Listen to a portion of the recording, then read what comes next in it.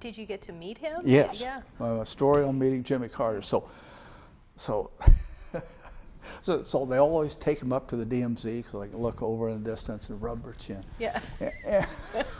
And pledge more money and Right. support. Yeah. And they get their picture taken. They go, and one of the brigadiers we had there, you know, but he brought the whole cabinet with him. I had breakfast with Secretary of the Army Brown sitting at our little mess hall table. And there was some other, I forget who else was there, but it was like, you know, the whole Secretary of Defense was there. I can't remember who it was then.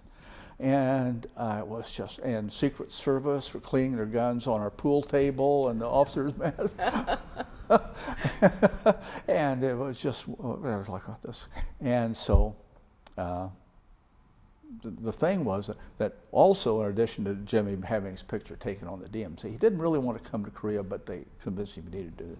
And this was just before the Iran thing. The hostage crisis. Yeah, so things were still kind of, but they said, you really need to show Jimmy, you know, that you're not too, you know, that you're, and so one of the things that he would come to, but he would go running with and one of these brigadiers we had was kind of a young, he had some issues a little later on, one of the hired help.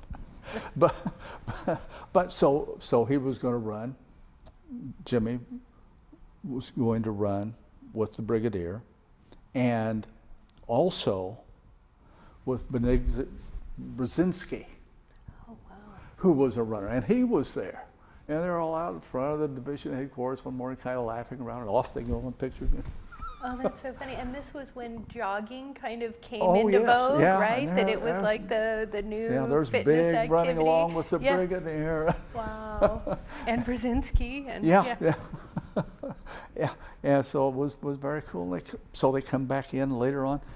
So then it's time for Jimmy to go up to the DMZ and do the looking into the distance thing.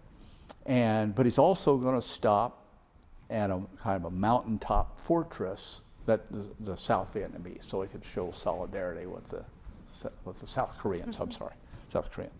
And people are going, well, you know, weather can be kind of sketchy, yeah. And so all the big shots, including General Grange, took off in their cars and they're driving them. And Jimmy's going to fly in. And so he takes off. Well, it gets fogged in. So you've got all the big wheels standing around, scratching themselves on this mountaintop outpost, and Jimmy can't land. So Jimmy comes back to Camp Casey, which was the division head. Well, who's the ranking guy there? I think it's me. And so he's coming, and one of the clerks runs and says, sir, the president's walking up this kind of the little back walk into the back door of the general's office. And I go, my God, and I went running back there. And Carter's kind of pulling on the door. Well, I have just a little latch on. So you all sure believe in security here? And I did the latch, and he came, and I'm standing in the room with the President of the United States and myself, and a Secret Service guy who's very nervous and kind of up on his feet, and one of the division clerks. You know, I said, Mr. President, you know, what do you say? He said, what are you all doing? I said, well, I'm just here to see if I can help you out. You know, I couldn't land there. And so we had a chat, and by then they rounded up some colonel to come in and talk to it. And so that was my experience with Jimmy Carter.